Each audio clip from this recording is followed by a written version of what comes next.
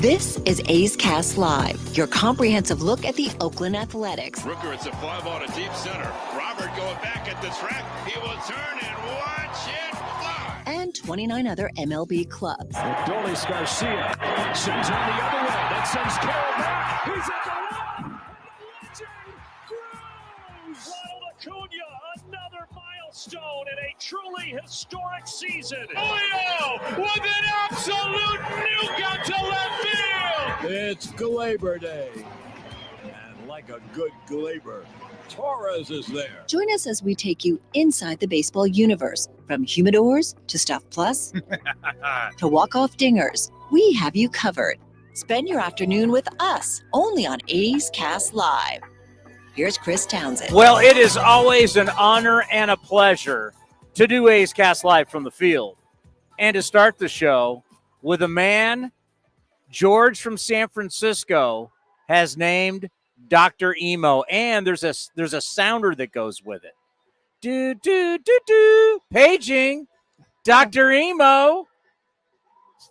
How you doing, Scott Emerson? How you doing? I'm doing great. How you doing? I am doing really well. Of course, A's Cast Live.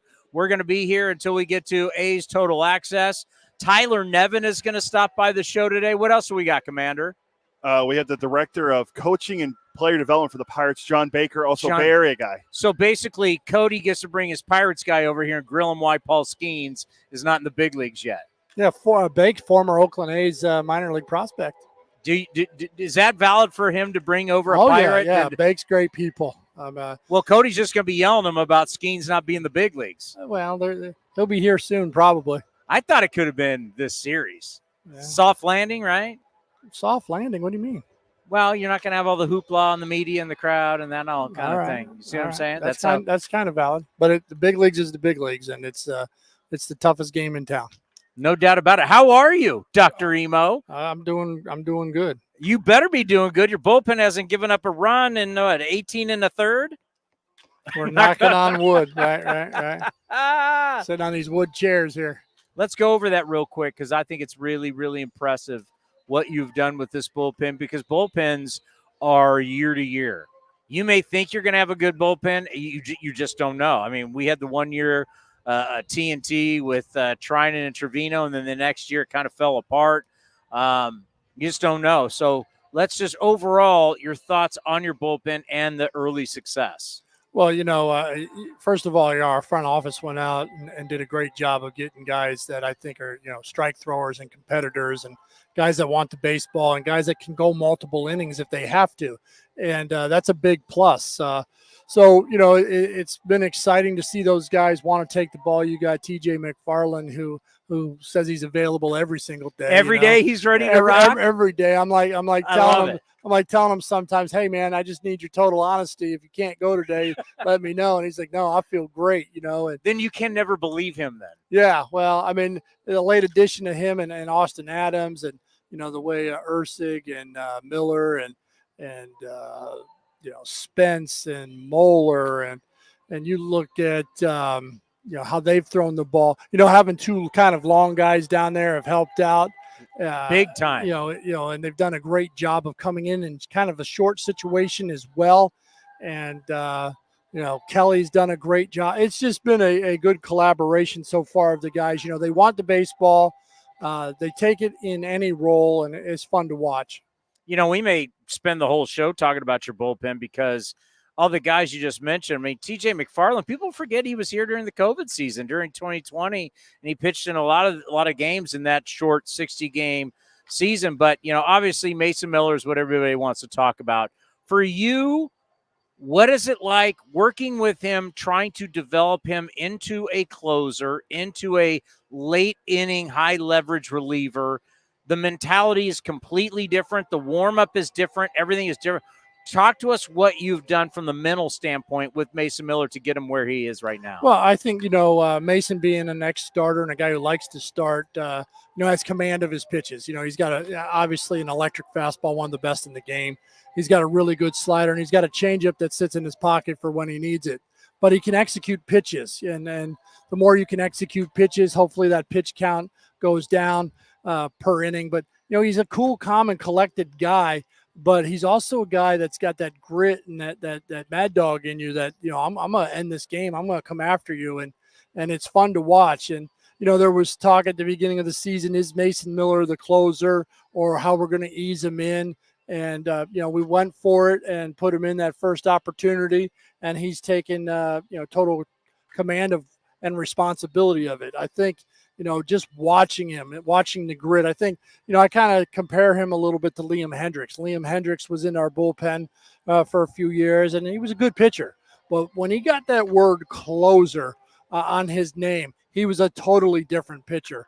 His velo jumped, his demeanor jumped, that mad dog mentality jumped. So seeing Mason do it. The vulgarity coming from his mouth as he was pitching changed a lot with Liam Hendriks when he became the closer. Yeah, I think, well, he changed big time. Yeah, you remember that. I remember he did that in a flat ground one day, and he had a vulgar word come out. So every day there had to be some point in time that word came out. He was throwing good pitches in flat grounds, and at some point I was like, that word's coming.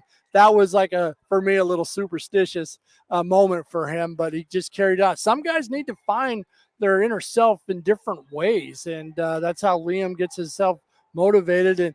And I think Mason has the same type of pride in his abilities, and he knows he's got really good stuff, and he wants to go out and not only prove it for the A's, but he wants to prove it for the Miller on the back too. All right, so he's throwing gas, but we've seen a lot of guys throw gas, and they have no idea where it's going. They have a hard time with control. Is because he was a starting pitcher, which you got to throw strikes as a starting pitcher, has that transition for him to still throw really hard, now really gas it up there where we see 103, but still have that great location and control? Yeah, I think that's a lot of valid points there. Mason, we really didn't put him in the bullpen because he can't throw strikes. We put him in the bullpen because he's had some history of some injuries, and we just want to kind of work him through the season, get him through a year, get him playing Major League Baseball for a full season. But for me, you look at it. I had Andrew Bailey, the Red Sox pitching coach, boom, our rookie of the year in 2008 in Double-A, and he was struggling, throwing a lot of hanging curveballs, and the other team was hitting it. And so, I asked Gil Patterson, our pitching coordinator at the time, let's just put him in the bullpen for a couple outings, get that mentality, see if that mentality rolls. Well, what happened was, I believe it was 34 innings of one-run baseball the rest of the way. He goes to Major League camp the next year, makes the team as a reliever, and the rest is history. Rookie of the year, yeah. So I think, you got a guy like Mason Miller who's in that bullpen.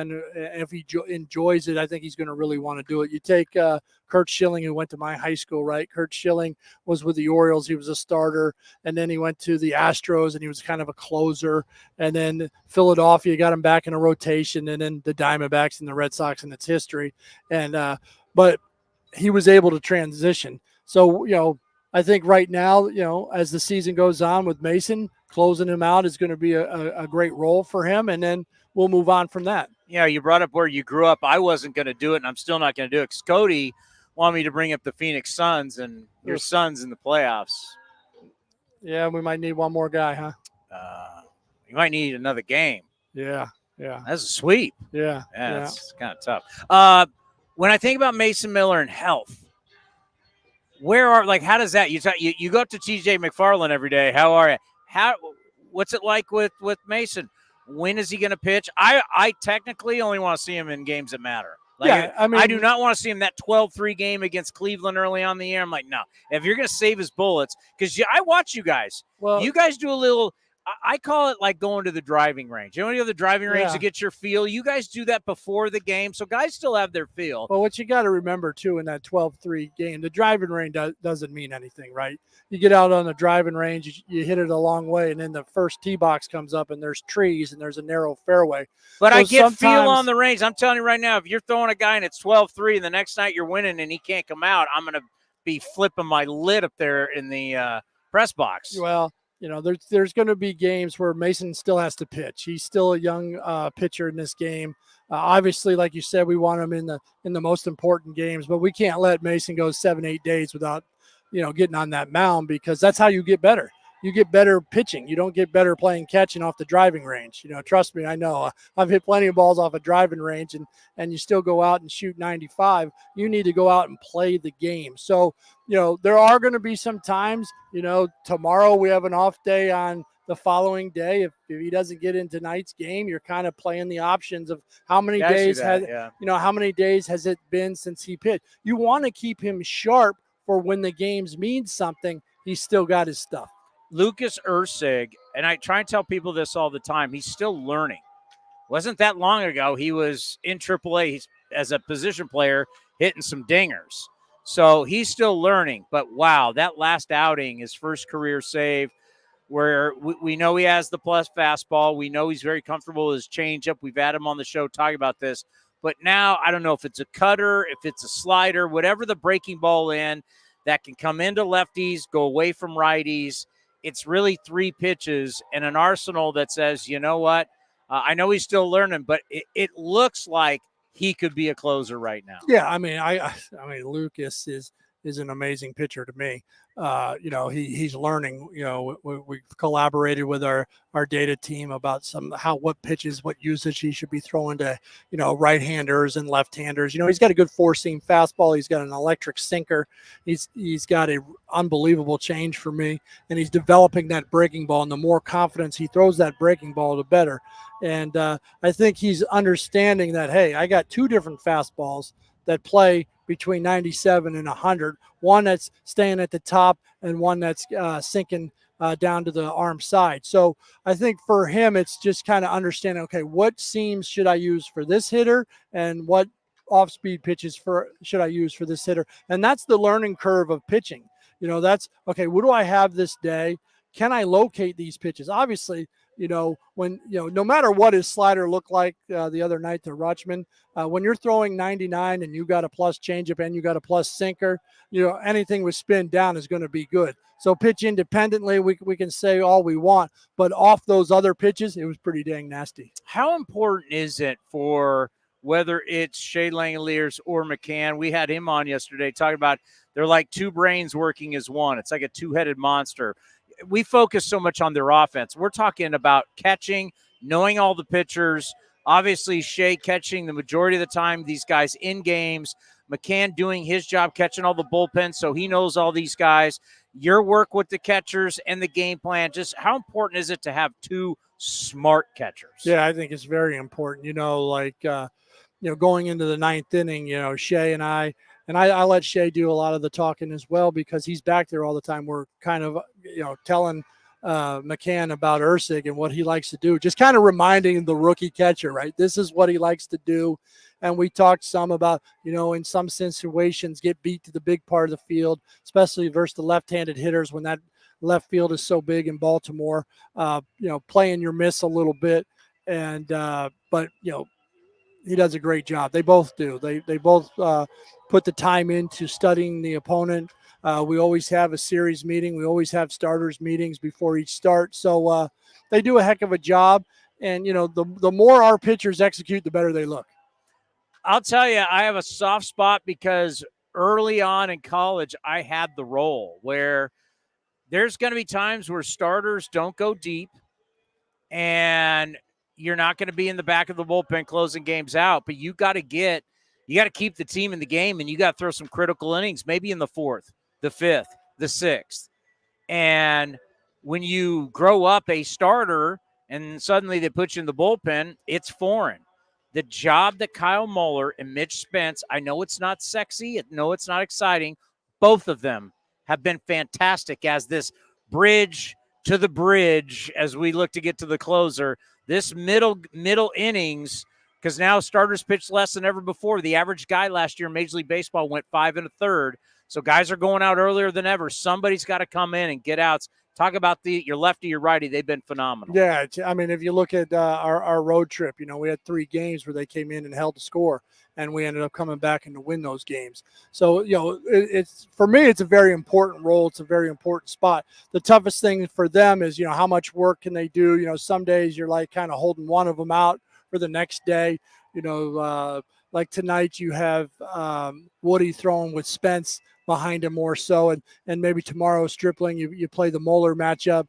Plus, and that's kind of how the day's rest have been lined up as well. Is that because they're going to stack their lineups? Yeah, it's lefty-righty. You're always playing lefty-righty matchup. If they're going to, Woody's pitching tonight, they're going to have more righties. So Spence is probably, you're kind of gearing to have him more available tonight. Not saying that Moeller can't, but if you have those opportunities, the handedness is always good. That's the matchups.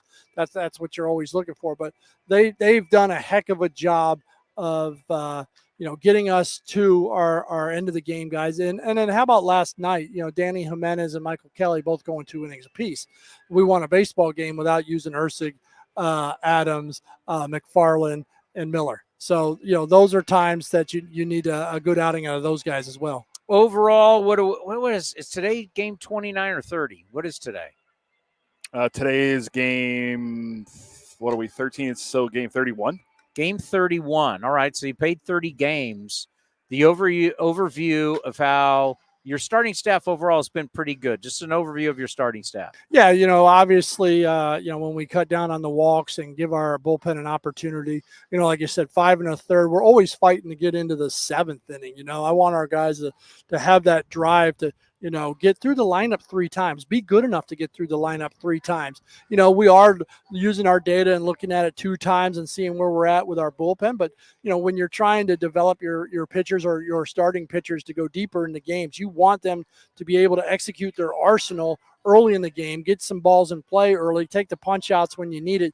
So, you're at that 80 pitch range going into the 6th or the 7th inning, not 80 pitches trying to get through 5. And, when we've done that, we obviously handed over our bullpen has been really good. So, we got a bunch of guys that, like I said, compete.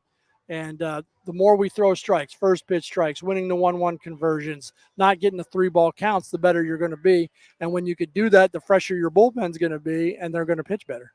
And I know this is not something that people love, but if you do give up some runs and it hasn't been a great start, it is still key. And we have seen this. We've seen this with Stripling. We've seen it with Wood. We've actually seen it with J.P. Sears. Still hang in there and give me some innings. Yeah. Still hang in there. I know you've given up 4, but still grind this thing out. As a pitching coach, what does that mean to you? Man, it means a lot. And it means a lot to, like I said, our bullpen guys down there. Like some days, J.P. had a little rough one in Baltimore. We all felt like he threw the ball well. He just gave up runs. Sometimes that's going to happen, is where you could pitch really good and give up runs. And now can you give us more innings? Just think about it. If he doesn't get out there in that 7th inning, maybe we got to use more people and we don't have the guys for the next day. So, it's really important to be able to try to minimize your pitches and try to go deep in games, especially when you're losing, because that'll save your bullpen. Let's end on this, because everybody thinks of you as a pitching coach, and you're always worried about this and you're worried about that. But you getting to know you over the years, you care about the players, you care about their mental health, you care about the mental side of the game. You're really a teacher. So what does it mean to you when, as a teacher, you really are seeing your students get better? And it's a process. If you remember last year, we talked about, you said, the stuff we're doing now, which was last year, you're really going to see it carry over for next year. And that's what's happening. Yeah, I think, we've talked about it through this whole process, that our process is important. How we're teaching, how we're talking to our players. We're always goal-orientated and staying in the moment to get everybody one day better. And, this isn't an easy game. I spent a lot of time backing up third base. I always say so I can come from that point of view, right? It's just kind of being there for them, understanding them. But sometimes you got to give them a kick in the rear end every once in a while and let them know, hey, man, some of this isn't acceptable. Like, our goal, obviously, everybody's goal is to win a World Series. So sometimes in our game review, one of my first questions is, are you a playoff pitcher? And if not, why? What do you have to do for us to trust you to win a big game in the playoffs? And I want to hear it from them. And when the more they are accountable for themselves, it's really a lot of fun when they take ownership of their career. I don't want to care more about their career than they care about their career, even though I care a lot about their career, but they got to care about their career.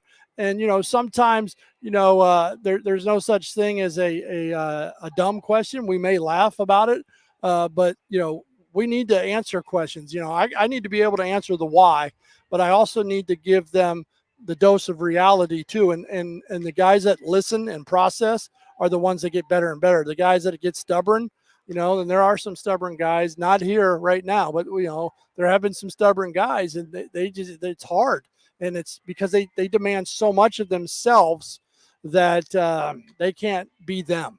When these guys pitch like them, TJ McFarland, hey dude, don't throw 92. It ain't coming out of that arm. Execute the pitch, and let them understand who they are. And it's been really good this year with our data team too. They done we went out and Rob Neighborhouse, one of our assistant general managers, and Pike Goldschmidt went out and got some really great people to help give more ideas. And, the ideas are great and I need them all the time. But sometimes I need to take a little bit longer to process them. But over time, the ideas have been great. And I think our process has been great, and we just got to keep getting one day better. Let me tell you something. Data people are great. Kind of like school. Data people can put these amazing textbooks together, and they can put these amazing math books together that teach math. And you can throw that data book in front of all these students, then they look at it and they go, I don't know what the hell this is. It takes the teacher that knows how to work with every single student. Every single student learns differently. You've got to figure out how every student learns, and then you got to teach them what's in the data, the math book. Yeah, most definitely. That's where that's a credit to you. Well, that's where I want to know all the data, and I want to sniff through it, and not throw some out. Keep some, throw some, kind of a pick and choose. And what we all believe is valuable to get hitters out is at the end of the day, that's our goal, right? And what is valuable, and it's my job, I think, as the pitching coach to say we can do that or we can't do that. He can do it or he can't do that, or how we're going to do that. He's never done it. So I think it's been a really good collaboration amongst the group. PhD in pitching. Paging. Dr. Emo. Make me blush a little bit. That's your new nick. You got called it on NBC last night. All right. It's growing. Get used to it. Hey, when you got the PhD, you got to show it off. All right. You mean a lot to this show. Thank you very much. Thanks for having me. I appreciate it, and we'll do this again. Continued success. Sounds good. We got more coming up next right here on A's Cast Live. Whether it's a midweek trip to the ballpark to catch a game or a weekend of baseball for the family, grab your tickets for an A's game this season. Secure your seats today for all the biggest matchups, fireworks, drone shows, giveaways, and more. Don't miss out on all the things happening this season. Throws and set. It's a drive into center. It's deep, and Straw is back at the track. He will turn and watch it fly. So grab yours now at athletics.com/tickets. That's athletics.com/tickets. Where does one community end and the next begin? Across the railroad tracks? On the other side of the river? Is it between the east side and the west side? At Comerica Bank, we believe it's all one community, and we're all part of it. That's why Comerica has invested over $20 million for affordable housing, financial education, and workforce development in lower-income communities. Because when we raise expectations for everyone, we all rise. Member FDIC, Equal Opportunity Lender. With an advanced network, cybersecurity solutions, and trusted partnership, Comcast Business powers more businesses than anyone. Comcast Business, powering possibilities. Get started with internet and security for your small business for $49.99 a month for 12 months with a 2-year contract. Plus, ask how to get up to an $800 prepaid card with qualifying internet. Call today. Ends 5/5/24. Restrictions apply. New customers only with 50 megabits per second internet and security edge. EcoBill and autopay required. Equipment, taxes, and fees extra. This is the place where you can dance like nobody's watching, win like nobody's business, and get away like you mean it. So what are you waiting for? Come join the party. Take that evening out and make it a night you'll never forget. This kind of action can't be beat.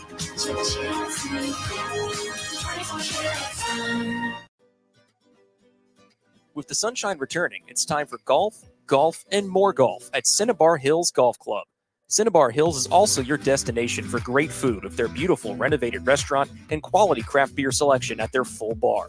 Featuring a grass driving range and 27 championship caliber holes, Cinnabar Hills Golf Club is the best public course in the Bay Area. For more information, go to cinnabarhills.com. That's cinnabarhills.com. This is Chris Townsend. There are two things that are a must for me: comfort and style. Whether I'm playing golf, going to dinner, I've got to have the right feel. That's why I've partnered with Linksole, and you're going to love Linksole. They have just released their new spring line, new fabrics for their polos, lightweight and perfect for technical performance. Linksole also has new styles for their layers and hoodies with cool prints and seasonal colors. You know what they say in the big leagues: look good, play good. Go to linksole.com. That's linksole.com. You're listening to A's Cast Live. Here's Chris Townsend. Well, let me just go to the notes here. 3 home runs, 5 RBIs, 7-game hitting streak. He's hitting .345 during that time. Tyler Nevin, in life, sometimes right place, right time. Do you have that feeling right now? This is right place, right time for you. For sure. No, I'm super fortunate to just first and foremost get another crack at the big leagues. Yeah. And just another opportunity. Trying to make the most of it, and just going to keep trying to ride this wave right now. Well, we're going to tell you, like when you first showed up, it's like, okay, we know you're a prospect and everything. We have to apologize because now all of a sudden we're like, he's got to be in the lineup every day. He's got to play every single day. And I just, on the post-game show, we've talked a lot about it. You've turned everybody, because right now everybody's like, he's our best player right now. How does that make you feel that you've come in a very quick time and now everybody's like, I need to see him every day in the lineup? Well, no, I appreciate that. And it's just a lot of work that's getting to this point. Becoming more of an everyday big leaguer is something I'm not used to so far. But just taking it day by day is where I found success, and trusting the process that I had to get me to this point. And, like I said, I just want to keep this rolling, and we're playing good baseball right now. And it's a lot of fun. And you're doing something that's really hard to do.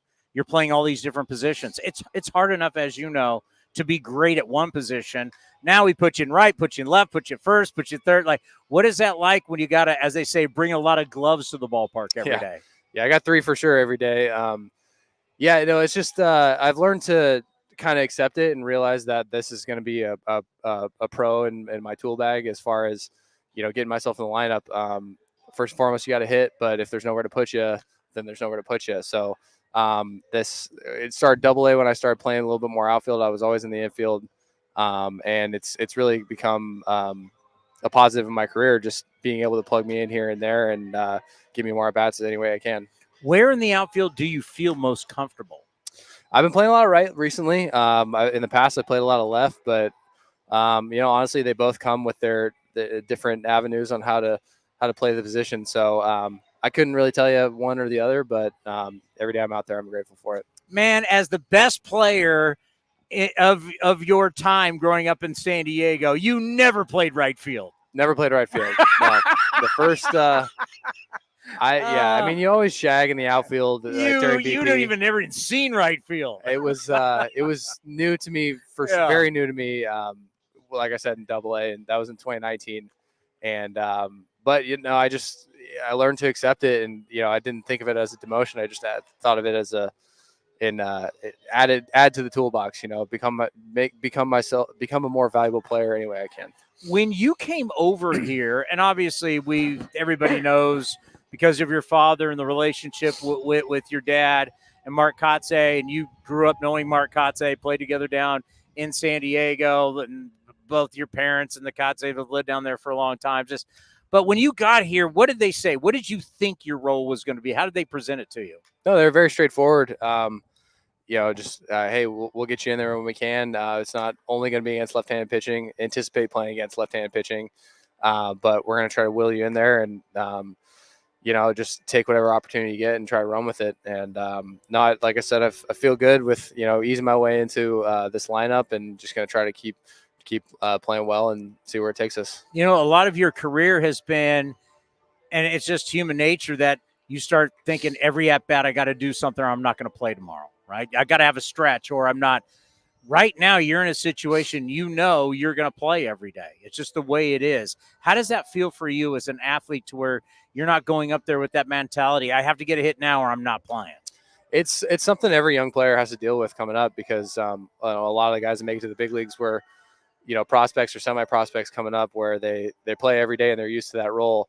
But it's a lot different here when, it's plug and play and you're trying to win that night and what's going to help us win that night.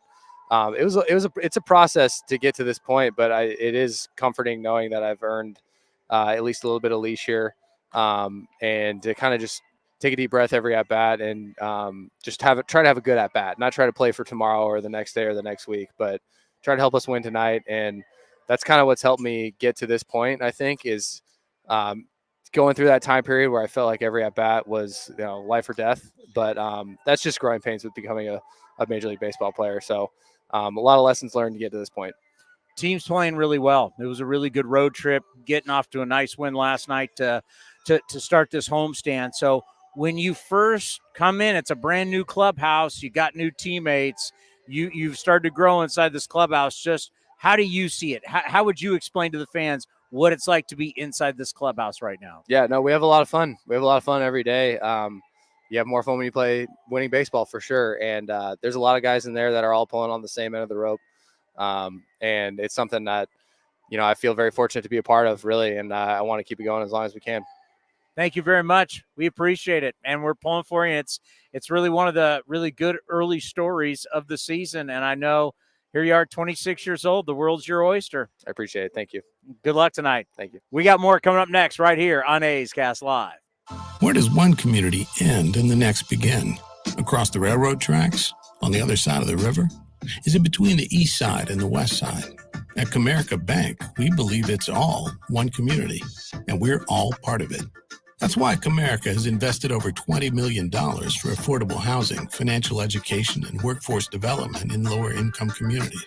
Because when we raise expectations for everyone, we all rise. Member FDIC, Equal Opportunity Lender. Whether it's a midweek trip to the ballpark to catch a game or a weekend of baseball for the family, grab your tickets for an A's game this season.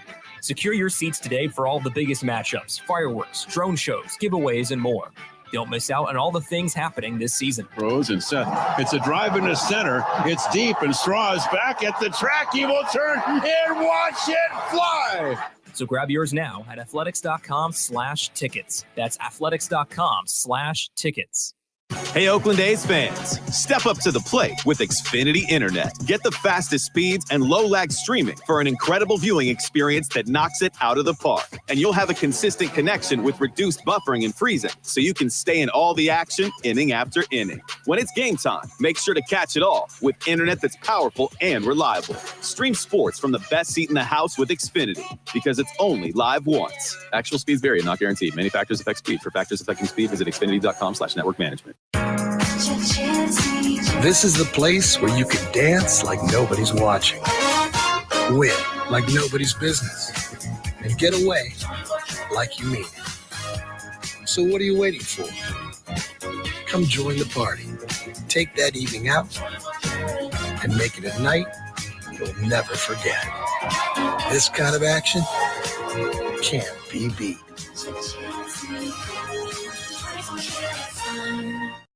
This is Chris Townsend. I'm proud to announce our year 2 partnership with Link Soul. They've changed my wardrobe, and they can do the same for you. And right now, their spring collection is fabulous. Natural fabrics and versatile styles, perfect for this time of the year. And they want to introduce their performance line for golf, premium for on-course apparel design, and to keep you cool and dry. Check it all out, linksoul.com. That's linksoul.com. Remember, look good, play good.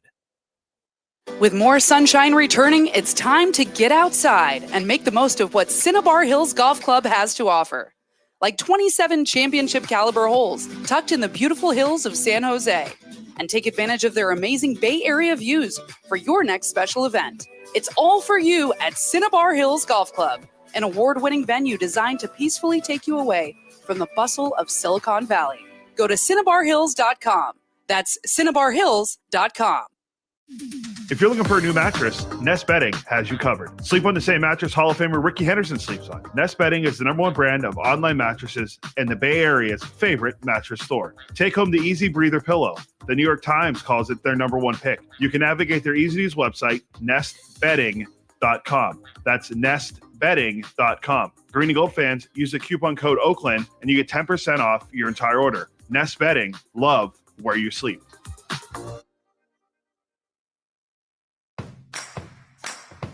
You deserve extra. Extra Mile is where you get it. You don't just deserve breakfast. You deserve extra fresh Mile 1 coffee just the way you like it. You deserve more than a quick bite. You deserve an extra satisfying array of hot foods, extra good snacks, and fountain drinks that help you go the extra mile. Plus, with Extra Mile rewards, you can earn free stuff. Visit Extra Mile at select Chevron and Texaco locations. See program terms and conditions for details. If you're looking for a great place to eat and watch games, go see our friends at the Chicken Pie Shop of Walnut Creek.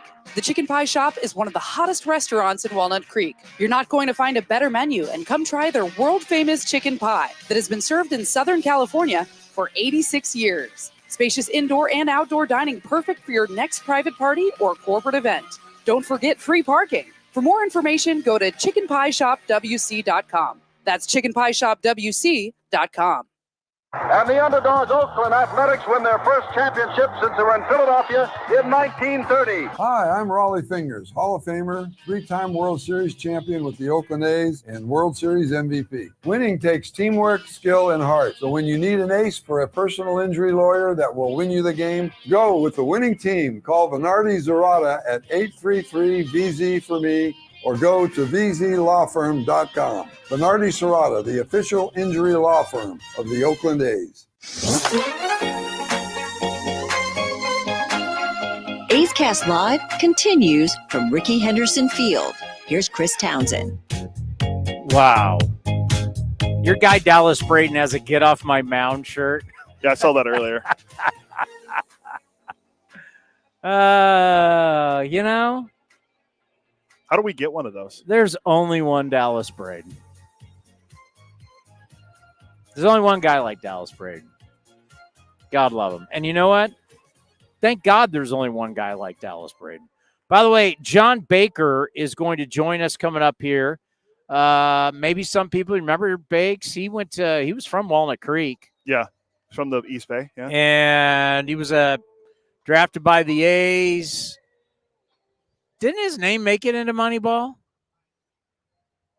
Oh, it's been a long time since I read Moneyball. I believe his name is in Moneyball. We'll ask him. It's not in the movie. Yeah, no, I don't. And is he upset that he didn't make the movie? I think he was drafted after the movie came out, though. Or the book came out. Or I think he was like a little later.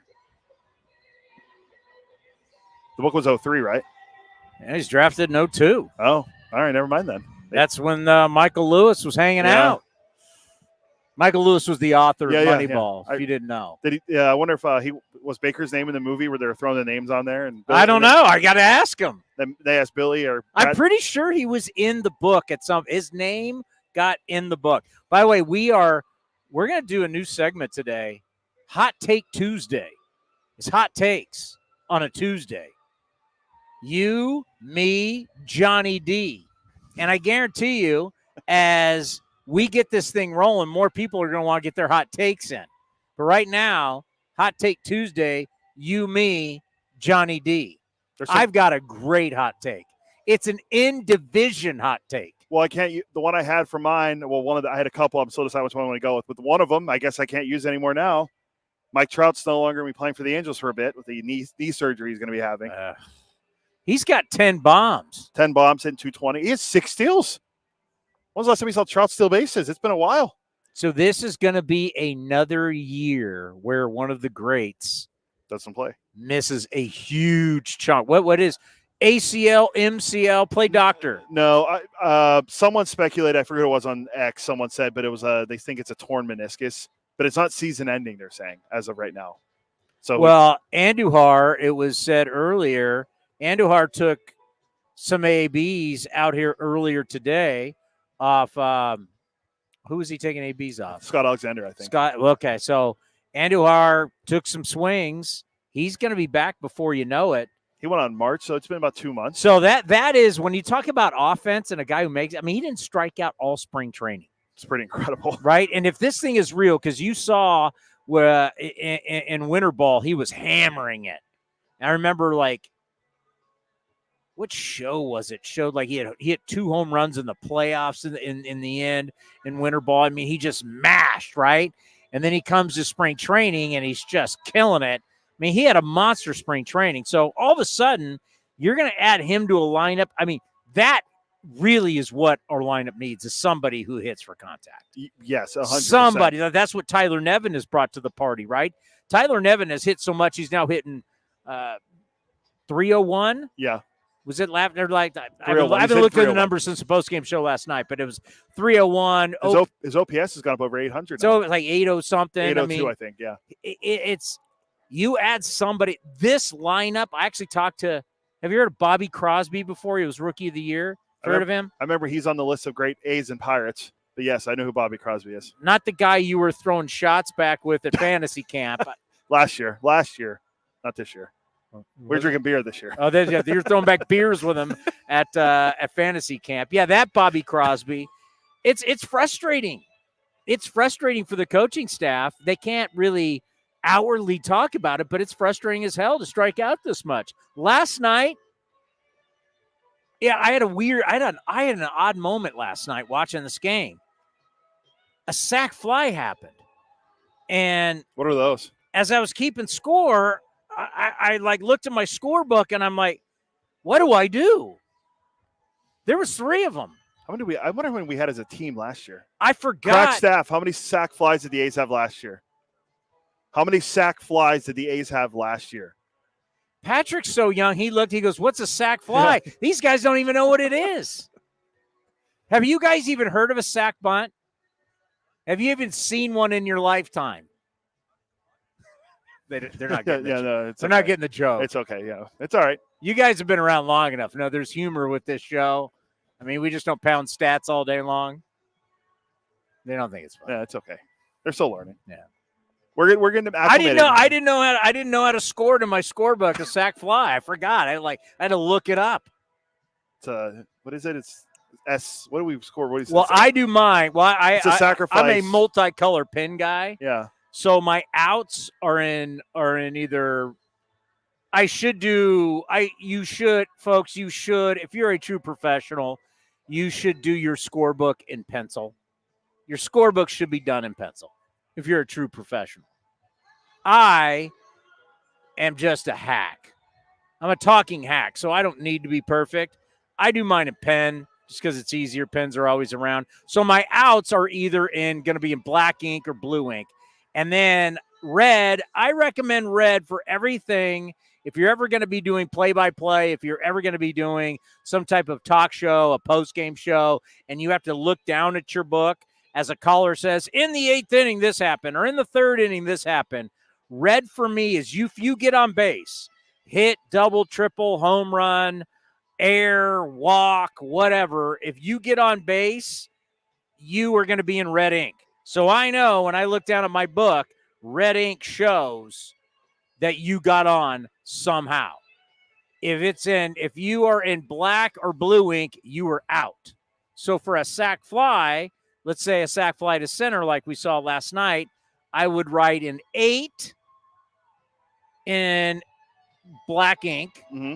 But then next to the 8, I'd write SF, S on each side, sac fly, and then I put a little 1 there for an RBI. How many sac flies do you think we had this year? Well, we had 3 last night. I'm going to say 5. Close, 7. We had 36 all of last year. Crack staff still looking. I did it already. 36? Yeah, thank you. Thank you for fact-checking me. 36. That's all we had. Yes, 36. We have a research project. I've been telling you. I told Dr. Emo about it. I told Bobby Crosby about it. Everybody's kind of liking more the direction I'm going. I'm going to prove why instead of people saying batting average doesn't matter, going to prove why batting averages are really coming down. And that's easy to say batting averages don't matter. And then all of a sudden you look up at somebody like the A's and your batting average as a team is 203 and you wonder why you don't score a lot of runs. You don't hit. And then all of a sudden you start saying, okay, well, they hit some home runs. You go, oh, my God, 46 of the 89 runs have come the home run. That's over 50% of your runs have to come from home runs. There was a very interesting question asked today. I asked it to you about teams that are built for the regular season but not for the postseason. And can you ever be a team built for the postseason but not for the regular season? We've seen teams that you can make it happen in 162 games. I'm not comparing the A's to postseason teams, but this type of game plan, if you hit just a bunch of solo home runs, you'd be in deep trouble in the postseason. You have to learn how to generate runs. You got to be able to score. Got to figure out a way to score. Whenever you're one-dimensional in scoring, I don't care what sport you play. When you are one-dimensional, teams will figure out how to beat that one dimension. If all you can do is run the football, they're going to make you throw the football. If all you can do is throw the football, they're going to make you run the football. If all you can do is hit three-pointers, that's what made the Warriors great, is they could play it and move it around and do everything. But if you were like the Houston Rockets and you just shot threes, we can defend that. They can always do it. You can defend one-dimensional. I was going to say the Warriors have come to my mind when you said, is their team built for the postseason? They always said, well, we don't care about the regular season. After they got Kevin Durant, it was more like, oh, we're worrying about the postseason. So they were built to win in the postseason. They didn't care about the regular season. Yeah, when you're a super team, like I think like the 98 Yankees, I mean, they're built for tournament play. They're built for regular season. They're built for everything. But you have certain teams that aren't gangbusters in the regular season. I would say the Philadelphia Phillies. Yeah, that's a good example. Right? They're not a perfect team. They have flaws at times. And they're not great defensively. At times they've dealt with the injuries. They haven't been super athletic, but all of a sudden you get them into the postseason. They got a couple hot starting pitchers. You got the bullpen. You hit some home runs, and you ambush people. But for the regular season, they're going to be an 80-something win team. They're not perfect. They're not a juggernaut. You've got to do a lot of things. I mean, you can look at it through the eye test. You can look at it through the data. To win 107, 106, 100-some games, you're going to see you do a lot of everything right. You're not going to have a whole lot of deficiencies if you're going to win that many games. No, so that's why when you But if you only win 86, 88, yeah, you got some warts. The Phillies have had some warts, but man, do they have a major puncher's chance once you get into a short series. Well, they have two really, really good starting pitchers. With they got a lot of velo out of the bullpen. Ranger Suarez, now this is looking towards this year, but Ranger Suarez, I think, leads all pitchers in WAR right now. He's having a great start to the season on top of those two guys already. And Tyler Walker's a Met now. There, I thought he was still a Philly. You got a power. Yeah, you got Schwarber and Castellanos and Harper. You got some power to. I mean, so it's like Trey Turner can hit for power. Then you could be a team like the Dodgers, they've been a great example of all these different pitchers. They've got these great players. They put up these numbers. It's all historic, and they get in the postseason, and they're a dud. Yeah. I mean, Atlanta won a World Series. You got to give them credit. I still give the Dodgers credit for winning the COVID World Series, knowing how brutal the COVID season was. But even Atlanta's gotten knocked out, really.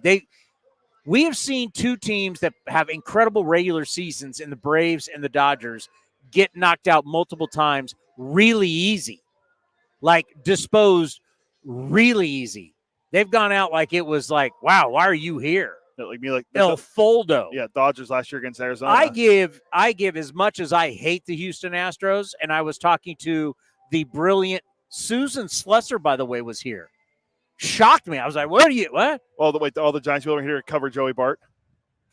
Is that why she's here? No, I'm just saying they're not all here to cover So Joey Bart. Susan was here, and Susan and I were talking about some things going around here, and as Susan says, I hate the Astros. Yeah, we hate the Astros. Can't stand them. But I will say this. When you go to the ALCS 7 straight years, whether you end up in the World Series or win the World Series, which they've done twice, they've also lost twice, right? Or 3 times. Well, they lost to the Nats. They lost to the Braves, right? No, they lost twice. They lost twice. So they've been a 4? Yes. In those 7 years, 4? Yeah. But whether you win or getting to the ALCS means you win in the postseason. You've got a chin. You're tough. You get to the World Series. You've got to give the Astros all that credit. Hey, watch your step, sir. Watch your step. Even though we're live on the air, we don't want to see you go down. This is your last year. I don't want you to get hurt, all right, before you retire. Yeah, yeah. This is not your first rodeo. Watch your step, sir.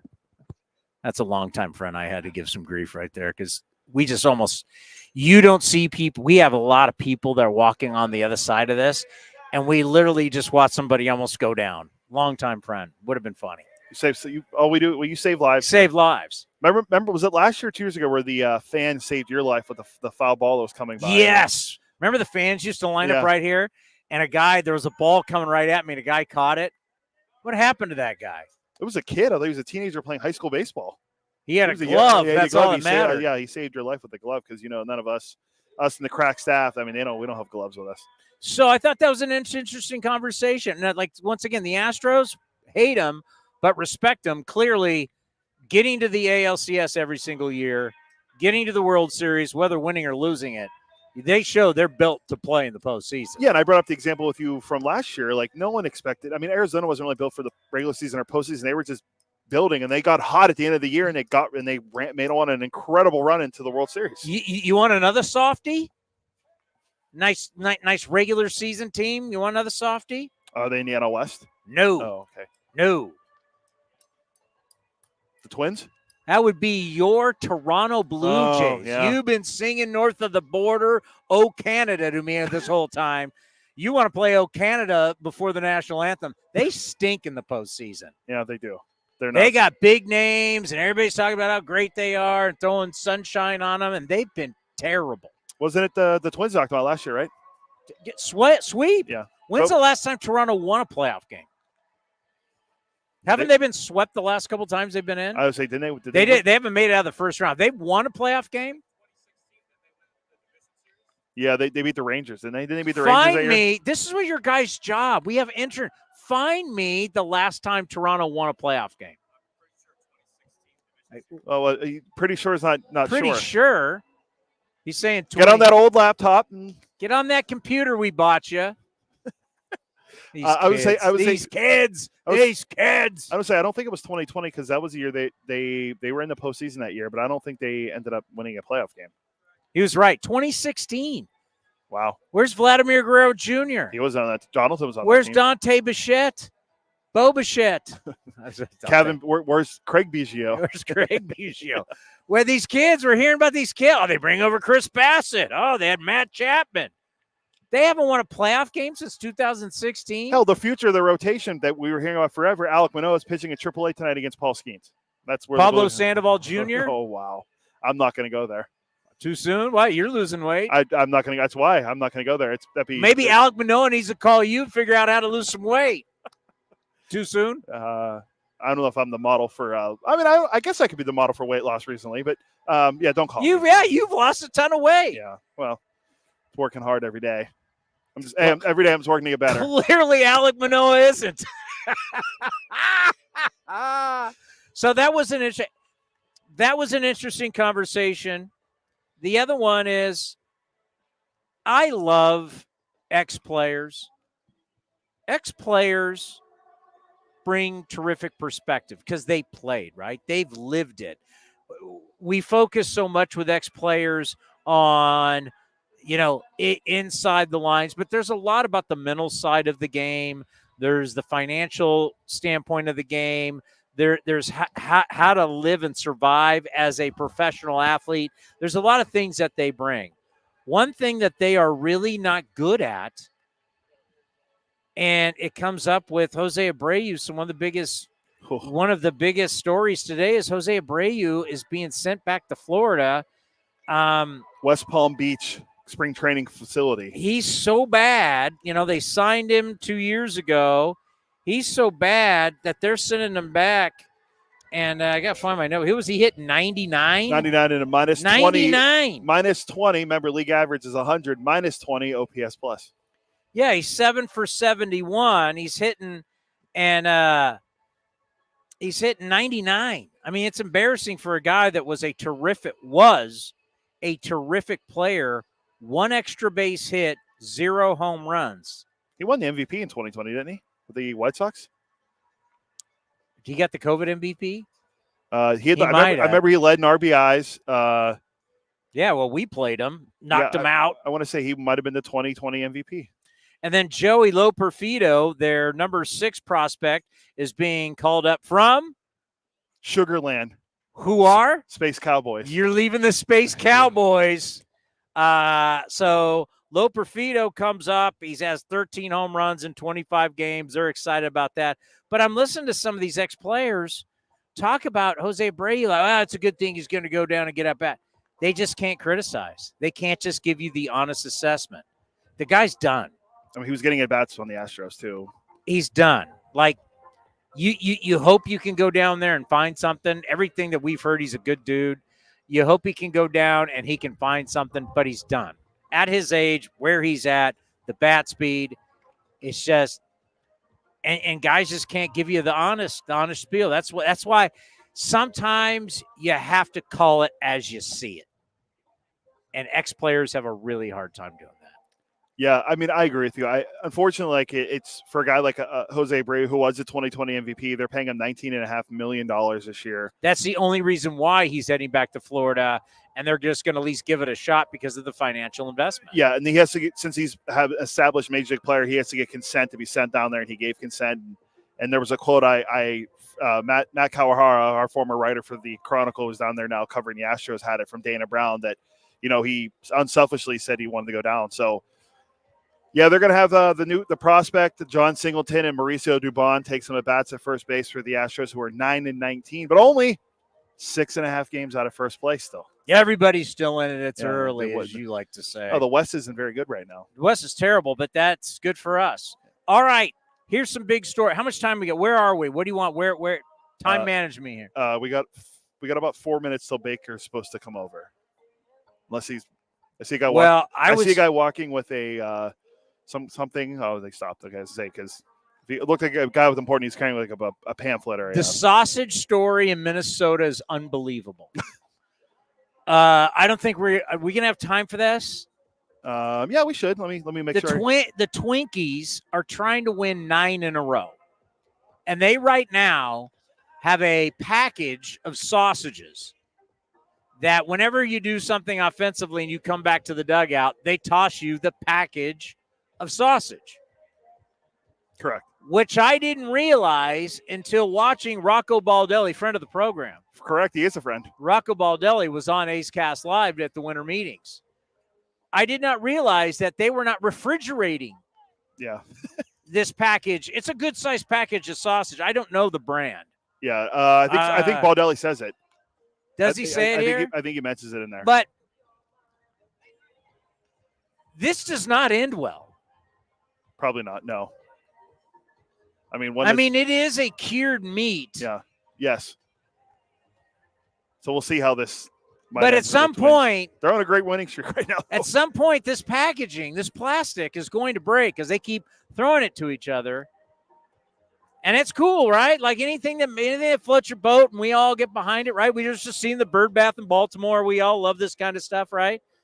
And everybody's now got sausage fever. But at some point when this packaging breaks and this sausage has not been refrigerated for who knows a month or so, this is going to be bad. Yeah, it really will be. Rocco Baldelli. We have Rocco Baldelli. Yeah. Rocco Baldelli. I saw this. I'm like, we got to get this. He knows at some point, as cute as this is, this will not be a happy ending. It's a summer tangy sausage is what it is. I actually looked at the package yesterday. This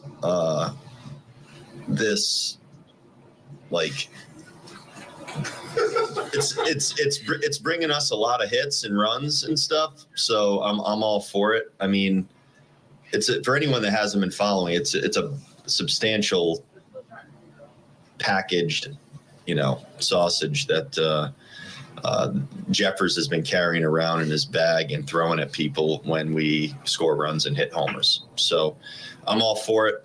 I'm slightly concerned as I'm not even an adult, but slightly concerned as like more of an adult than maybe some of the people in the other room, that the package is going to open up and the thing hasn't been refrigerated in many days. And there's no doubt that when that thing opens up, whoever's touching it is in deep trouble. Like that thing is there's no doubt in my mind that we are carrying around something that is very, very unhealthy to the human body. It is a great point. John Baker now joins us. John, I think Rocco Baldelli makes a great point. At some point, this plastic is going to give. The sausage has not been refrigerated for a long time. It's great what the Twins are doing. This is fun, but as they say, it's not going to end well. No, I don't think so. I think that food safety is something that's important for us to carry out across Major League Baseball, and I'm a bit suspicious of what's going on in Minnesota. I mean, do you want to be that guy on the on-deck circle when he catches it and it just goes all over you? It's not going to be – Did I hit a homer? You probably did. Yeah, then I'm good. You'll wear it? Yeah, absolutely. It is good to see you. I think the last time I interviewed you, you were with the Marlins in some capacity. Yeah, well, playing for the Marlins, Padres, Cubs, worked for the Cubs for a while, and been in this is my 4th year here working for the Pirates. How you liking it? It's great. It's great, man. It's I think similar to some of the stuff in Oakland, building a team from within, developing players, and getting to see some kids that I had in A-ball here on the field today is really fun. All right, so I was trying to figure your name was in Moneyball. Yeah. A lot of people remember he's from the East Bay, grew up in Walnut Creek. You went to what, De La Salle? De La Salle High School, went to Berkeley. Yeah, you're drafted by the A's, yes. 0-2. You're in the book Moneyball. Yeah, I was one of the hitters that had either walked or gotten hit by enough pitches to catch the radar of on-base percentage. Ended up here. My hometown team, I've been telling some stories about the Coliseum to these guys. I played my NCS championship game. We lost here the day I graduated high school. We lost to San Ramon High School. My grandfather used to manage concessions here at the Coliseum. I went to every Dollar Wednesday game for a long time here when I was in high school. So tons of memories in this place. And when they asked me what trip I wanted to go on in the first half, because I'm usually touring our minor league system, I said, I got to come back to the Coliseum. Yeah, one last time. It means a lot. I think yeah. there's a lot of questions. I mean, talking to Derek Shelton yesterday, we had him on the program. We've had him on a lot. And for him coming here was talking to Ray Fosse, who's no longer with us. He'd always be on the pregame show for Ray Fosse. I think for you and a lot of people this year who are in Major League Baseball, who grew up in the Bay Area, the last time, now that we know this really is the last time, it'll mean a lot. It means a lot. I mean, my first memory of seeing professional baseball was sitting up there in the third deck in 1987 at the All-Star game.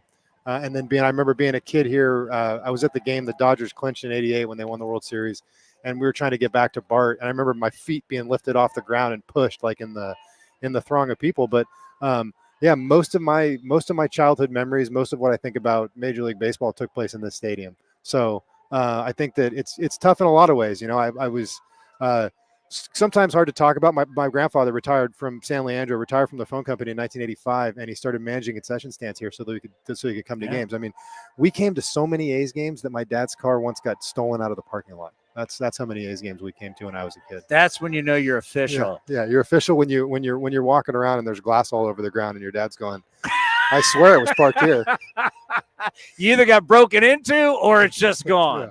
I'll never forget. We all have these stories, right? So I used to work for the Raiders too. I did the sidelines. I did the pre and post. So when I would come out to my car, all the cars would be gone, right? The police eventually would get everybody out, and I would be one of the last guys to leave. So I leave the Raider game. I'm walking out the parking lot, and my mirror is just hanging. The wires are, someone literally ran just and a huge scratch on my car and my window and I'm like, yeah. Coliseum, baby. But you know what's funny? We always came back, didn't we? We always came back. And so, yeah, it's growing up around here and being an A's fan, I grew up in Walnut Creek. It's mostly Giants fans in Walnut Creek. There's not a lot of A's fans, but I was very disappointed when the Giants let Will Clark go to the Texas Rangers, and I swore full allegiance to the Oakland A's at that time. But yeah, I mean, I came here to sign my professional contract when I got drafted by the A's, and it was an A's Giants game in July. And I remember Miguel Tejada giving me a bunch of batting gloves and Mark Mulder giving me a pair of shoes. And I was asking Mulder, what's he going to do against Barry Bonds, and he said, I'm just going to probably throw it right down the middle. It doesn't matter what you do. He's going to hit it somewhere. But this environment's been electric. I mean, I think back to a lot of experiences here. One of them that really stands out to me, I've been watching, and I recommend everybody that loves baseball go do this. But end of the 2012 season, Metallica playing, Grant Balfour cussing, throwing his Gatorade cup, everybody raging out here. Just tons of memories, and it's going to be tough to say goodbye when we leave tomorrow. No doubt about it. With the Pittsburgh Pirates now, just in your travels think about when, because I've kind of been doing a research project that we're going to unveil once the team goes on the road. And I've just been looking at the way baseball, as we're starting to look at 99, 2000, when we really start thinking about the Moneyball era is about to start. We're still in the height of the steroid era, and how baseball statistics we're going to start changing how we value things, look at things. You're in the book Moneyball, for God's sakes, right? And then now where you are, just talk about your journey as a player, front office, just what you have seen in baseball and the changes since you were obviously very successful as a young player, then to where you are now, just how the game has changed. So I think that when you think back to like 2002 and what Paul and Billy, the way they were thinking about baseball, in any sort of competition, there is some sense of novelty that can be a huge advantage. And I think that they hit on an advantage before everybody else hit on it. The difference in baseball now, 22 years later, is that everybody understands that. Everybody knows what those statistics are. Everybody has different information. Everybody has, or the same information. Everybody has all of these ways of evaluating the events that have happened on the field. And the teams that are going to push themselves ahead are the teams that can apply that the most effectively and the most simply. At the end of the day, we're still playing the same game, 60 feet, 6 inches. Home plate's still the same width. There's a couple new rules on the bases that are a little funny for me to watch. But at the end of the day, we're playing baseball. And so our responsibility in player development or major league coaching is to set guys up to be successful on the field, to deploy them in the right way, to continue their development. So the teams that can use the information they have and actually apply that more effectively, I think that is where the game is headed. I remember coming into the A's organization, and one of the things I appreciate about here, you had people like Keith Lippman and Dave Hudgens and Ron Romanek, and you had this player development staff, and a lot of them are still here. Lip just retired. Brad Fisher. Isn't that crazy, by the way? 54 years. Yeah, I mean, like one of my heroes, incredibly thoughtful ahead of time about try every different possible thing to pour into you and develop you. And when I got this job, he was one of the first phone calls I got. Let me know anything you need. You're doing the job that I did for the A's for a long time. Anything that you need, let me know. Lean on Brad Fisher, who's in our organization as well. Longtime A's coach. Longtime A's coach. But yeah, it's about how do you apply it, because everything is public. You can go on Fangraphs, you can go on all these different websites, and all the information's out there. It's not some secret sauce that you can put together. So can you apply it? Can you keep players calm? Can you keep them in the present moment? And can you keep them competing? Do you want to be a GM? I don't like dealing with the business side of things too much. Yeah, because you got to manage up to the owner. I don't like that. Ownership. I'm not. I like. For me personally, the thing I get the most out of this, I was a college walk-on. I didn't think I was going to play a day of baseball after high school. I was going to go to UCLA. I wanted to become an attorney. I had all these plans planned out ahead of time. You had big plans. I had big plans. And now you're sitting next to me. What the hell happened? I don't know. I somehow figured out how to hit, and my mom always jokes, baseball is a disease. The longer you're in it, the sicker you get. And I think that I kind of feel that way. But I see the people. This game has a big effect on people. It can unite a community. We're so blessed in Pittsburgh to have the fan base that we have and all the history that we have there as well. But I just want to pass on the experiences that I had to other players. Help them make one less mistake that I made on their way to the big leagues. Because I consider every day that I played after high school a bonus. And I got a lot of appreciation for baseball. I think that it can teach you a lot of different lessons. Mainly that you fail so much that you have to figure out how to pick yourself back up and go out there again. And that like constant striving and the impossible problems to solve that. Man, look at hitting now. Look at the guys the Giants were running out, or the A's were running out there yesterday, or the Giants were running out against us last week. We got Jordan Hicks throwing 97-mile-an-hour sinkers and splitters for strikes. You got Kyle Harrison, De La Salle kid. I'm up there watching the game, like half rooting for him, but also rooting for our team because I do have Spartan pride still. But pitching has never been better. It's never been nastier. It's never been more difficult to hit. And so it's our job as the guys that came before to do whatever we can to help these kids stay successful, be successul. All right, let's end on this. By the way, when you talk about success of Pittsburgh and everything, I'm a lot older than you. Whenever I see the piping in that hat, I was a little kid in 79 when it's Willie Stargell and Dave Parker and Kenta Colby. It's whenever I see that hat, I go, yeah, it reminds me of the 70s and the greatness of the Pirates. But let's end on this. All right, you're not going to be a GM, but I'm going to call you up. I am the GM. Okay. What is the number one thing for pitching, number one thing for position players that you want to see? We're going to develop them. We're going to get them to be big leaguers. What is it? A data point? What is it? What will give me one thing for pitching, one thing for position players? So the one thing I would say for pitching is that strikes are the floor. You got to throw the baseball over the plate. Successful teams win. When you watch a baseball game, and this is a fun thing to do to track over the course of a series, the teams that throw the most pitches tend to lose. I learned that from Billy Bean and Paul DePodesta. the 2002 is on the teams that throw the most pitches lose. And so if you're a pitcher, if you're out there, if you're developing as a pitcher, I don't care. The popular thing now is you see these videos of kids running and crow hopping and throwing a ball as hard as they can into a net with 5 shirtless guys screaming behind them and 107 pops up there. That's all well and good. That's all well and good. And Rob Friedman, he does a great job with Pitching Ninja, and they throw the slider and the guy swings and misses and he falls down and they send his soul out of the video. That is all well and good. But throwing the ball in the strike zone has never been more valuable. Make people swing the bat. And then I would say if you're a kid that's developing as a baseball player, number one, understand the hitting's hard. But number two, the way lineups work now, the more options that you can give a coach or a manager, the more places that you can be on the field, the longer you're going to keep playing baseball. So don't be afraid to move off the infield and play the outfield, get behind the plate, take those risks, go out and play as much as possible. As many baseball games, not as possible too much because kids are playing 200 games, as many positions as possible. I think that's the way you really develop as an athlete and you really see the game. And it's not so much about your statistics. It's not all that. The last thing I'll say that applies to both of them is how many times can you be present for every single pitch in a game? Can you just be there, be aware, and be open and be ready to play every single pitch? So throw strikes, play a lot of positions, and be present. You can be all right. A lot of what you're talking about, we just had Tyler Nevin on. Tyler Nevin obviously was like the top dude in San Diego. He's going to be a first-round draft pick. We were laughing, going, man, you never saw right field growing up, and now all of a sudden he's got to play right field in the big leagues. Yeah, wouldn't it be easier for him if when he was a kid it wasn't just third base and shortstop or first base? Yeah. A couple times he shagged some fly balls. That's why it's just really important. We see it all the time. High school players go to college, everyone's a shortstop. College players come to professional baseball, everybody's a shortstop. You got to be able to be versatile. That gets you in the lineup. The best way to become a better hitter is to get as many at bats as possible. I guarantee you there's going to be a lot of people listening to this, watching this. A lot of people go back onto YouTube and to X and all these places and watch this. There's a lot of people that are going to watch this that either played with you, played against you, or watch you played. So it's big to have you on the show. We truly appreciate it. I know it's going to be emotional. It's going to be emotional for a lot of people. So enjoy the last times at the Coliseum because the Coliseum did well for a lot of people. Yeah, thank you. I'm going to do a couple tours. And again, appreciate coming here.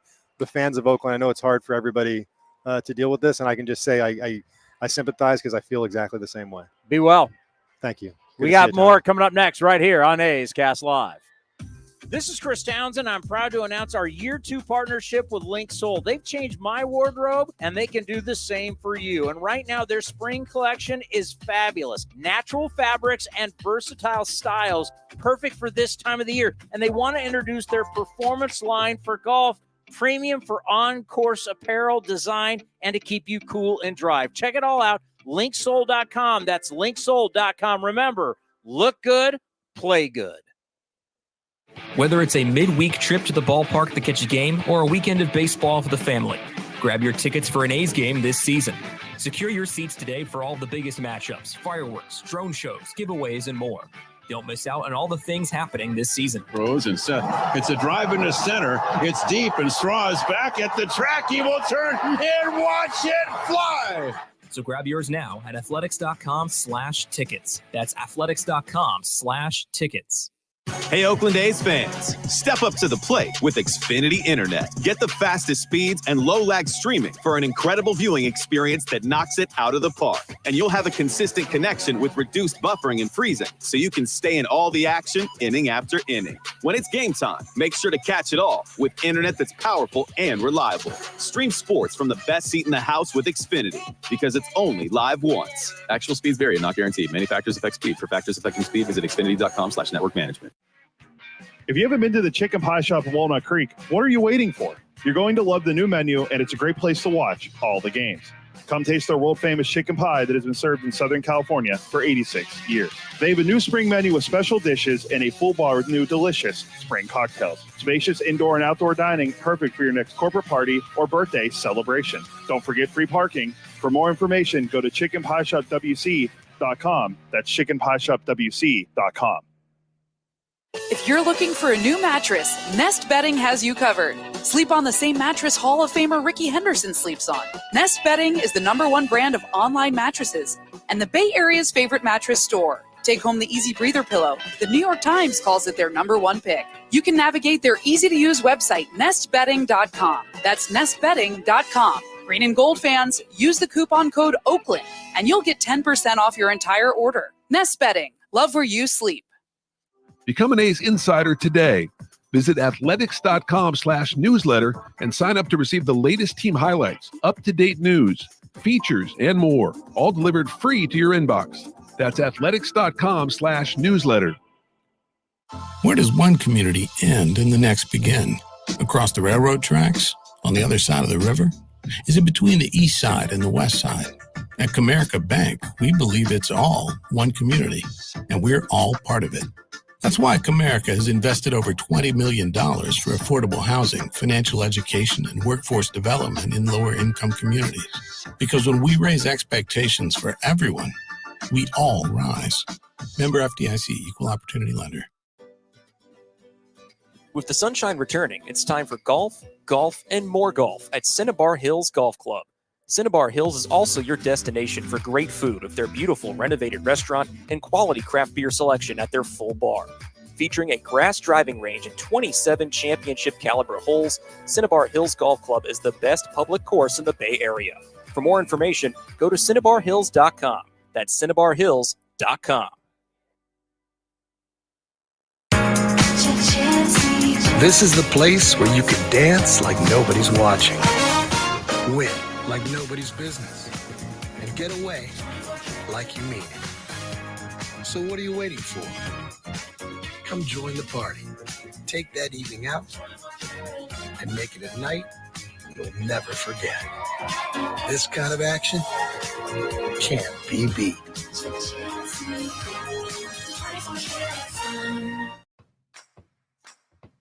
You deserve extra. Extra Mile is where you get it. You don't just deserve breakfast. You deserve extra fresh Mile 1 coffee just the way you like it. You deserve more than a quick bite. You deserve an extra satisfying array of hot foods, extra good snacks, and fountain drinks that help you go the extra mile. Plus, with Extra Mile rewards, you can earn free stuff. Visit Extra Mile at select Chevron and Texaco locations. See program terms and conditions for details.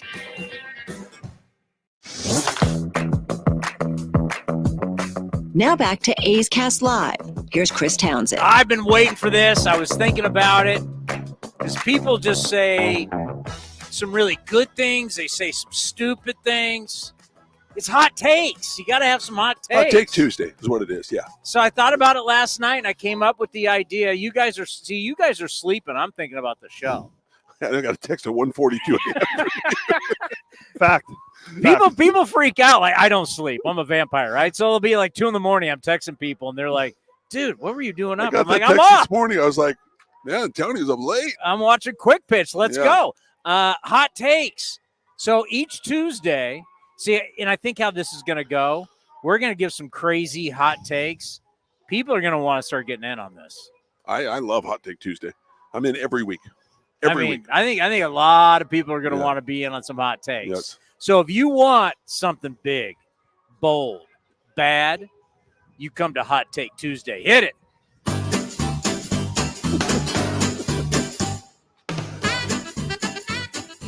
Every once in a while, you hear a really good sports hot take. Mark this, the Yankees will not win the World Series. Then you hear some really bad hot takes. I'm calling it now. There will be a collapse in Milwaukee, and the Chicago Cubs will catch them. War is going to shock you. Domingo Acevedo. I have the White Sox winning the Central. Well, on A's Cast Live, all takes are hot takes. It's time for Hot Takes Tuesday with Chris Townsend, only on A's Cast Live. I realize, listening to that I've been killing the Milwaukee Brewers since 2021, and they just won't die. Nope. One of these years you'll be right. I mean, at some point I'll be right. Harvey's Wallbangers. So I was so pissed. We were playing the Yankees. Yankees whooped us. The notes had all these historic stuff about the Yankees, and I just went, you know what? They're not going to win a World Series. I'll bet anybody. Yeah. I was right. There you go. So every once in a while you're right. No, every once in a while you're wrong. Yeah, that's baseball. Do we like the music? Should I take the music? No, out? the music's perfect. Do not touch anything. I try to find a little Benny Hill mixed with Curb Your Enthusiasm. Yeah, do not touch that. Do not touch that. I want hot takes.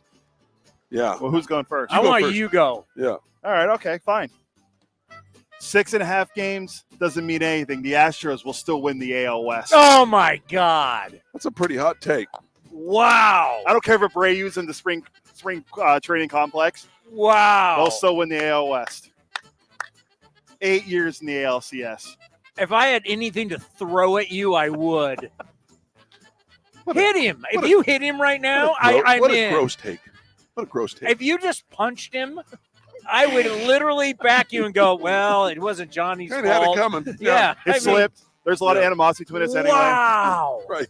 You really went there? That is a hot take. I'm sorry. What do you want me to say? Mike Trout's going to win the MVP? You're a D-bag is what you are. God. Hey, Ben Roethlisberger's here. Oh, wow. Man, he is really slimmed down. He has slimmed down. He's slimmed down a lot. Yep. lost No weight. beard. He looks younger. Wow. Just don't date him. Yeah. Too soon? Wait, what? Too soon? This music fits exactly perfectly what you. All right, Hot Johnny. take. Johnny. Hot take. What do you got, Johnny? Here's my hot take. My hot take. Ryan Anthony Noda is going to raise his batting average by 80 points by the time we get to June 1st. I believe he will be hitting 240 to 250 by the end of May. I think he's going to have a monster May. Mark the tape. Monster May. Mark it right now. I'm not saying AL Player of the Month. I'm saying Ryan Noda is about to go on a tear. Tonight he'll get 1 or 2 hits, and after that he's going to be on fire. Against the right-handed pitchers, he is going to be on a roll this month. That's my hot take. Or month of May. I know it's April 30th. That is a hot take. It's a hot take. I'm telling you, the month of May That's is sizzling. Ryan Anthony Noda. Ran. The initials are Ran. The name is Ryan Anthony Noda. It's a hot take. It's real. It's going to happen. Quote me. Does adding his middle name help? Yes, it does. Okay. Yes, it does. Just keep Ryan Anthony Noda. Yes. Sounds like he could be a guitarist. You're right. It could have been Just Van Just Halen. Ryan Anthony Noda. Noda. Remember, he is learning how to play the piano, Yeah, so he that's can be right. a great I'm pianist. telling you, you guys just wait. I love people are going to just wait. Just Okay. June 1st, you're going to look at me and say, "Wow." Johnny, I would say I'd give you benefit of the doubt, but your track record on these things. The White Sox Hot thing take wasn't great. Tuesday. You did say Chad Smith, the lead team in saves last year. I would split that in there too. He always picks up my negative ones. Okay. doesn't he? I don't know when in my life I became very sarcastic. Seven. I Say don't 6, know 7 years when. old, yeah. It's like just in my DNA Yeah. to say things that are uncomfortable Right. and maybe really not nice. Yeah. And I wish it wasn't in me. But it's in you. I really wish it wasn't. I wish I was a better person. You had Hot Take Tuesday. I wish I was a better human being, but I'm not.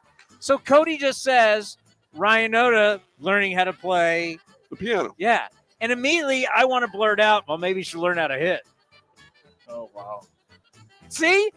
I should be better than This that. guy, you're better than that. But this is what comes to my brain. Wow. I'm a cheap shot artist. CSA. I am cheap just shot a artist. cheap shot artist. What is your hot take? My hot take? You guys sat here and you kissed Shohei Ohtani's ass. You sat here and kissed his ass over. You don't care he's a degenerate gambler. You don't care about all this kind of stuff. And he's a Dodger now. He's basically turning into what's his name who came to the Warrior, Kevin Durant. Oh, He's wow. the new Kevin Oh, Durant. that's a terrible take. He's got to go to the Dodgers to win a he's not even a championship. gambler. Ring chaser. He's a ring chaser. He's the Kevin Durant of baseball. But you know what? I hate him, but they don't need him. You know why? Because Joe Adele is replacing Shohei Ohtani, and he's replacing his stats.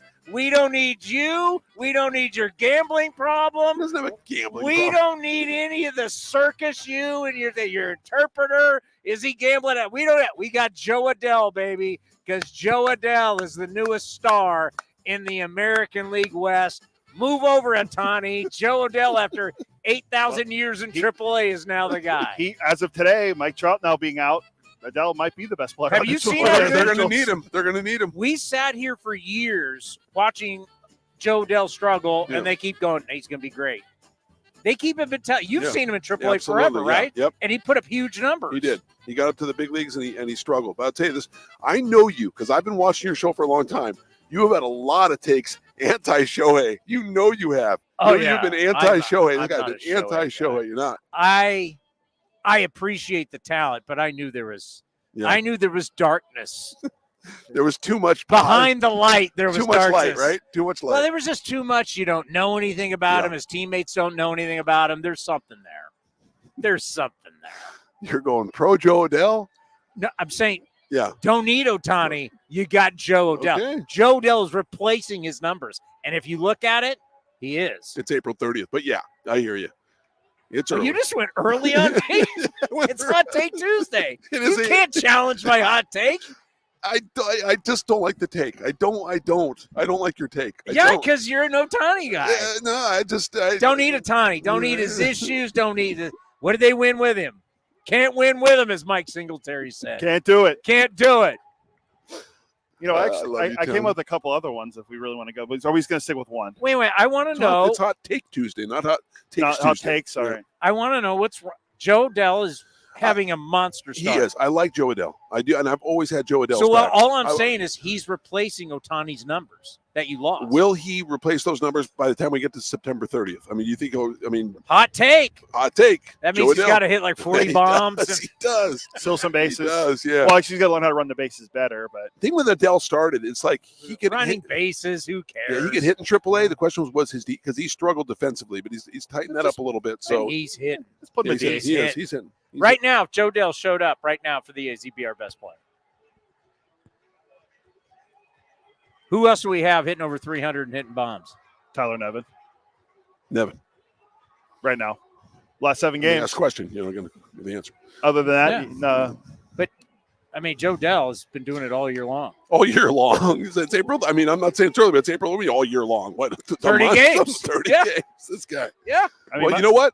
June 1st, we're going to talk about Noda. We're going to talk about Adele. I can't wait. Yeah, you got Noda becoming Wade Boggs for a month. I'm saying right. Noda is about to go Wait, on a did you say tear. June 1st or July 1st? June 1st. June 1st. June okay. 1st, we're going to look at his numbers and say, wow, you were right, Dosky. Wow. Now, mathematically, is it really possible? Like, what would he have to? How many hits does he have to have to raise his batting 80 average? points? Well, 80 he's points. hitting about, what is he at, 155 or one? What? It's low. So he can get And up- is he going to get enough at bats? Yeah. Well, But we can't challenge it. That's No. why it's a hot take. Yeah, exactly. So I need to check myself in your Joe Adele take. All right. Yeah. Hot take. How are you? I'm good. How are you? Good to see you. I'm well. John Baker, great, right? John Baker, the Oh, touchdown Yeah, maker. no doubt. John Baker was Great very baseball mind. He really is. Yeah, Yeah. he's a good guy. We've had. I mean, Emo was great today. Yeah. Dr. Emo. Yes. Yeah, that's coming. Paging Dr. Yeah, Emo. that nickname's coming. To look at the pitching numbers, it's pretty spectacular. I mean, this bullpen, 18 pretty in the special. third And, inning. and Scott Alexander threw up the mound today, threw by BP today. He Who would comes you back. take? Who would you take out? I don't know. That's so hard. Right? Like, what do you do? I mean, I don't know because I mean, McFarland's been great, yep. and Muller and Spence. They've all been good, man. Muller and Spence, this role of that the middle innings guy. Michael Kelly's been good. That's going to be a tough call. But you only Yeah. get Austin Adams has been you only solid. had I 13 know. guys. Who I would you know. take out? I don't know, man. I've been thinking about it. Like, who do you take out? Kelly's been good. Austin Adams has been great. But you're mentioning right-handers. If I'm bringing Yeah, I mean, look, Muller and McFarland, they're on. They're Right? not going So anywhere. what are you Yeah, gonna do? I don't know. I don't have any because I'm thinking no one's. All right, you're GM. What are you gonna do? You got to make a decision. You get 8 guys in the bullpen. You get 8 guys. So what I'm going to do here is what I do every game. I have to write down we have the same scorebook, right? Yeah. Shout out to Bob Carpenter, yeah, Bob yeah. Carpenter book.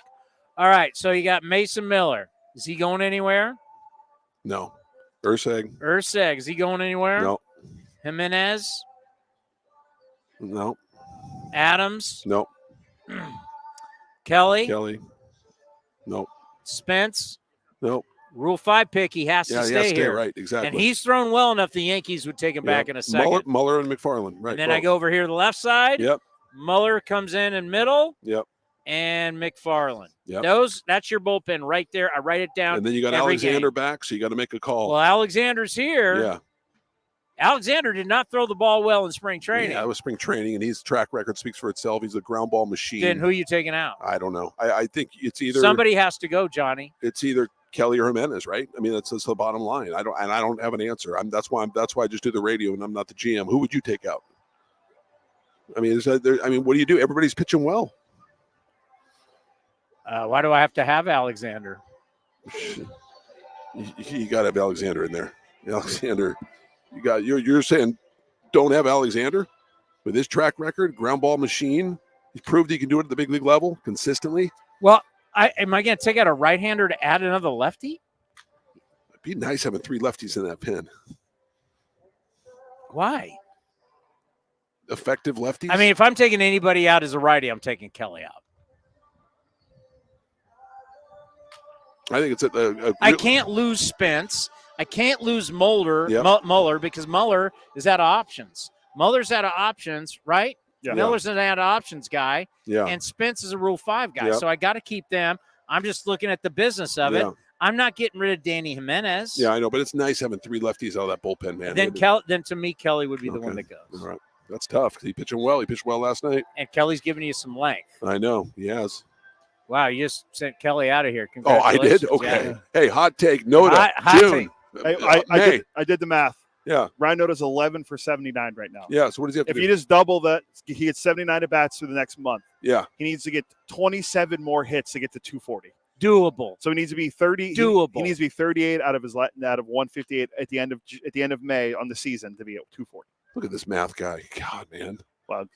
It's a lot of trial and error, Johnny. Love you, buddy. Thanks for that. Yep. Thanks for the hot takes. Love every Tuesday. Every Tuesday. Do we have anybody else coming on? What do we got? No, we have nobody else. We only have less than 10 minutes left anyway. All right. See you up there. Bye, Johnny. Thank you. Hot Take Tuesday. I like it. Did you like mine? I did not see you going with Joe Adell. I'm not going to lie. Yeah, because I've hated on Joe Adell. But Joe Adell's on fire right now. Well, I'm a big Joe Adell guy, so. What? It's the only thing Wash has left on there.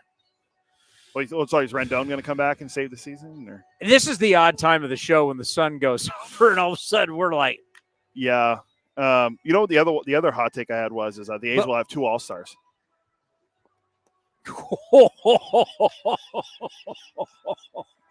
Wow, that is a super hot take. And I'll say that for Johnny's gone, so I'll say that for next week.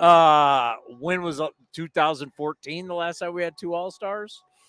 Oh no. We what do we have when Chapman made? No, it? we had an 18, 19. What do we have in 19? I could look it up on the A's All-Stars. What do we have in 19? Because Matt Olson was an All-Star, Chapman was an All-Star.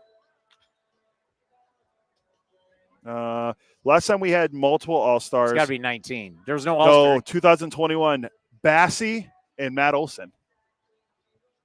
Oh, I forgot. COVID year. Then we're back in business in 21. 19 was Chapman and Liam Hendricks. Year before that, it was Jed and Blake Trinan. 2022. 2022 was Blackburn, and then last year Rooker. That was Blackburn was where? Where's Dodger Stadium? Dodger Stadium, yeah. When was Dodger Stadium? That was 2022. Last year was T-Mobile. Yeah, because Dodger Stadium was supposed to be 2020 and COVID, obviously no All-Star game. Yeah. Right? Yeah. It's good. It's good All-Star knowledge right there. 2? We're going to have 2 All-Stars? Well, one of them's chalk. What, Mason Miller? Yeah. Who's the other, though?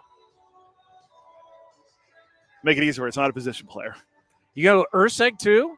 I thought about him, but no. Who?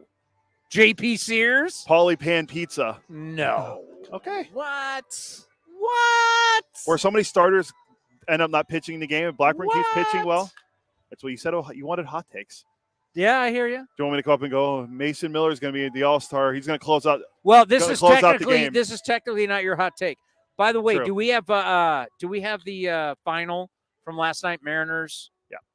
Okay, folks. Normally, by the way, am I the only one that really doesn't am I the only one around here? Because like the great Susan Slesser was here and she mentioned like we were like just rapping and she was like, yeah, we hate the Halos. We hate the Astros. I can't stand the Mariners. Am I the only one around here that doesn't like the Mariners? I just got tired. It felt like we played them. Every time we went to Japan, we played the Mariners. Well, the first time the A's went to Japan, I wasn't there. That was against the Red Sox. But the 2 times I went, it was against the Mariners. Then you come home and you play the Mariners. It's like always play the Mariners. I'm over the Mariners. I'm ready to be out of the division with the Mariners. I don't really have a strong opinion either way on them. See, no one really cares about the Mariners. I like a lot of the people that we know from there. I agree with that. And then Ken Griffey Jr. and I are friends after being in Japan together. You and Griff, yeah. Kenny. I call him Kenny. All right, but this is an interesting series because it's always the debate. We as fans love action. We as fans love runs. So we equate teams that score a lot of runs and hit a home run and hits lots of home runs as the best teams. That's what we think wins games, right? And that's not true. As I say all the time, the last team to win the World Series who hit the most home runs in a season was the 2009 Yankees. That's a long time ago. So just because you hit the most home runs, just because you score the most runs in the regular season doesn't mean it's going to translate into the postseason. And then when those teams get beat in the postseason, everybody acts shocked.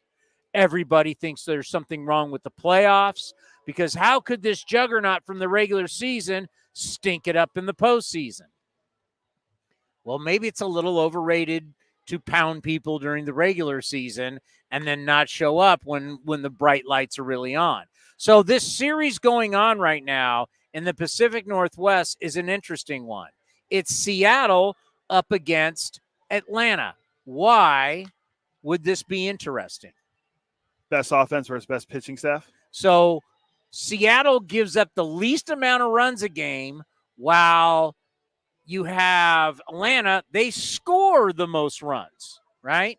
So you give up the least, what I always talk about, run prevention, going up against a team that scores the most. They touch home plate on an average basis more than anybody else.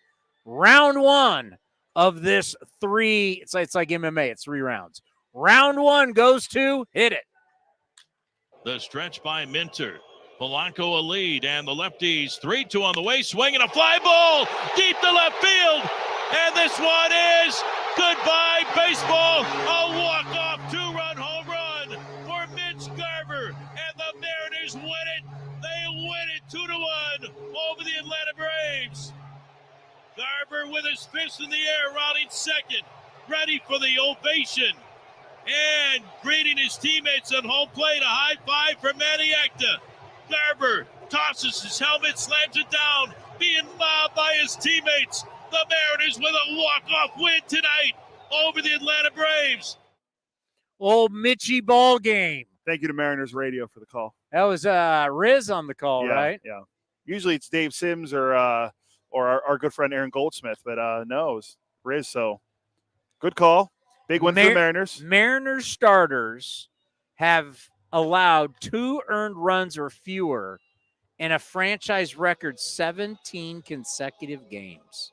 Starters have a 1.53 ERA in that span, with an opponent's average of .161.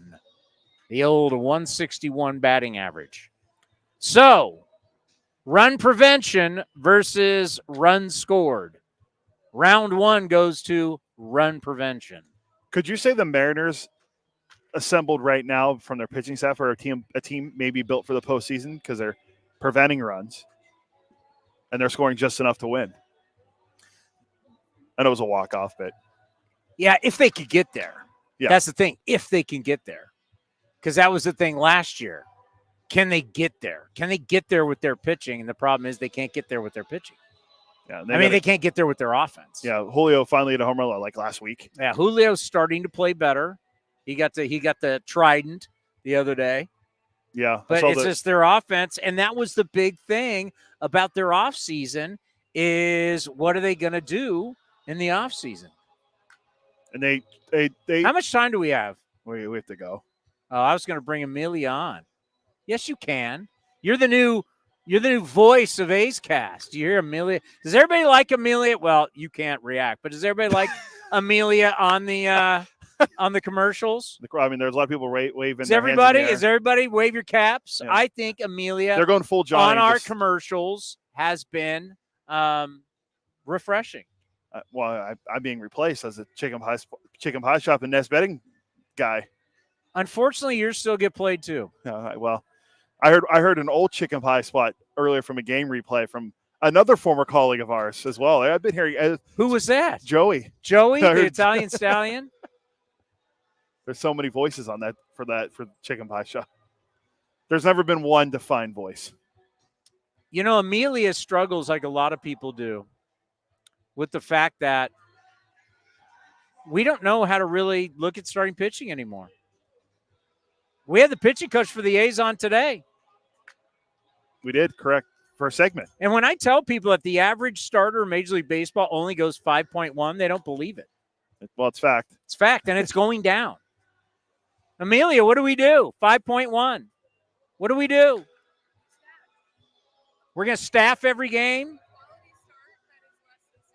She wants to change stats to help her argument. See, now Ken Corrick said this before too, but I think he wanted to change to 7 innings was a quality start. So wait a minute. Hold on. I have a Hall of Fame broadcaster who wants the quality start to be 7 innings, and I've got a voice of the stadium who wants to make it below 6. Huh?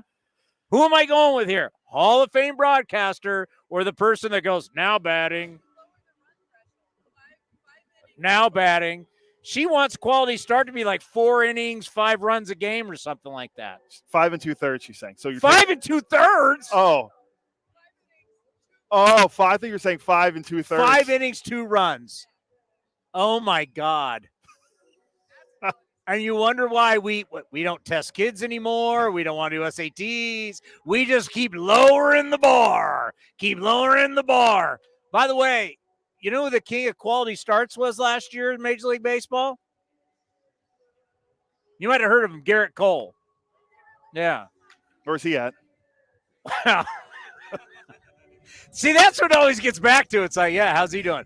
He's gone for the year. Yeah. Well, Garrett Cole's not gone for the year. Not yet. Yet. Yeah. Did Garrett Cole win games last year on a bad team? He won games on a good team.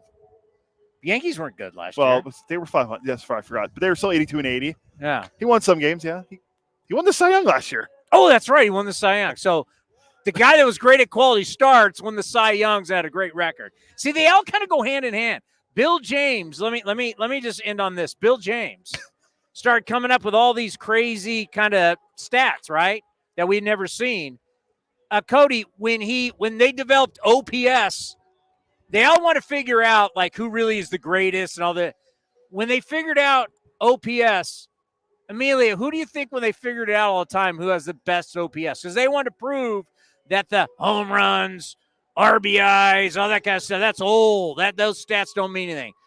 They came up with OPS. Who do you think all time has the greatest OPS? All time. It's not a trick question.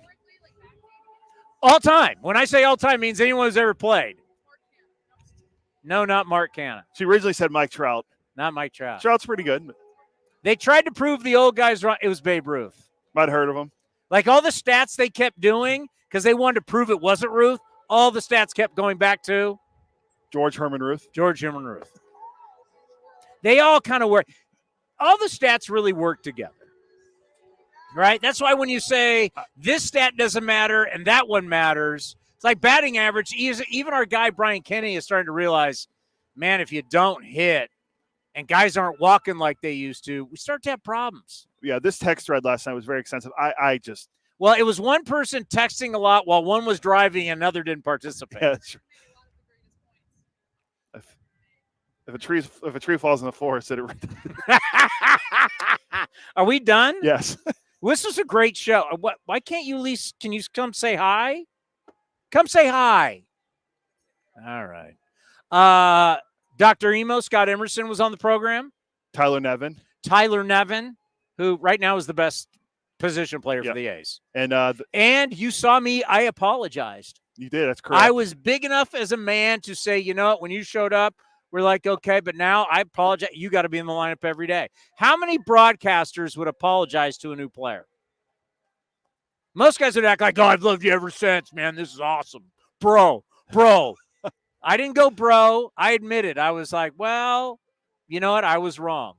Tyler Nevin. No. Yeah. No, bro. Yeah. I said sorry to Tyler Nevin. I owned up to it because I'm a big enough man that I will say sorry when I'm wrong. Bro, this is incredible. I don't think he'd say that. I think he'd be hugging them. Dude, Johnny is officially the cage whisperer. Yeah, that's true. He's around the cage. He's hugging everybody. He replaced Jed Lowry as the cage whisperer. He's like Richard. If I do a Richard Dawson reference from Family Feud. Yeah, you're losing the audience here. Richard Dawson, Family Feud. You remember that? He'd kiss everybody, kiss all the women. It was creepy. That's Johnny at the cage. Johnny is Richard Dawson. Look it up, kids. Richard Dawson kissed every woman on that show. That's Johnny at the cage, the new Richard Dawson of Family Feud. Wow, that was an old school. He was very happy to see John Baker, the director of coaching. And by the way, he's getting paid to do it because he's just keeping score tonight. He's getting paid to hug and kiss people. He's like a politician. Maybe Johnny should be a politician. So thank you to Johnny for hot takes, you for hot takes. John Baker from the Pirates. John Baker from the Pirates. What a show. Yeah. What a show. We're back Friday. David Force, Mark Kotze on Friday. Maybe we'll see. Again, I got to text Gabe Kapler, and see if he's coming. Gabe Kapler is not coming near. Probably not. But it's worth a shot. Maybe we tape some of them. Sure. Yeah, if they find out Gabe Kapler's here, you're going to have 8 million giant. Oh, they'll all be here. They're all, because they got no stories going right now. They'll be all lined up here. Cappy, what happened? I'm surprised they're not all here. NBC will be here. The Athletic will be here. Surprised they're not all here for Joey Bart. Oh, my God. I'm surprised they're not all wearing their. Yeah. All right. I'm sorry. Up next, it is A's Total Access, right? Yeah. Or we're going to play the Mark Kotze show into the A's Total Access. Mark Kotze into A's Total Access. I'll be getting you ready for Athletics and Pirates game 2 right here on A's Cast and the A's Radio Network. Where does one community end and the next begin? Across the railroad tracks? On the other side of the river? Is it between the east side and the west side? At Comerica Bank, we believe it's all one community, and we're all part of it. That's why Comerica has invested over $20 million for affordable housing, financial education, and workforce development in lower-income communities. Because when we raise expectations for everyone, we all rise. Member FDIC, Equal Opportunity Lender. Whether it's a midweek trip to the ballpark to catch a game or a weekend of baseball for the family, grab your tickets for an A's game this season. Secure your seats today for all the biggest matchups, fireworks, drone shows, giveaways, and more. Don't miss out on all the things happening this season. Rose and Seth. It's a drive into center. It's deep, and Straw is back at the track. He will turn and watch it fly. So grab yours now at athletics.com/tickets. That's athletics.com/tickets. This has been a presentation of the Oakland Athletics.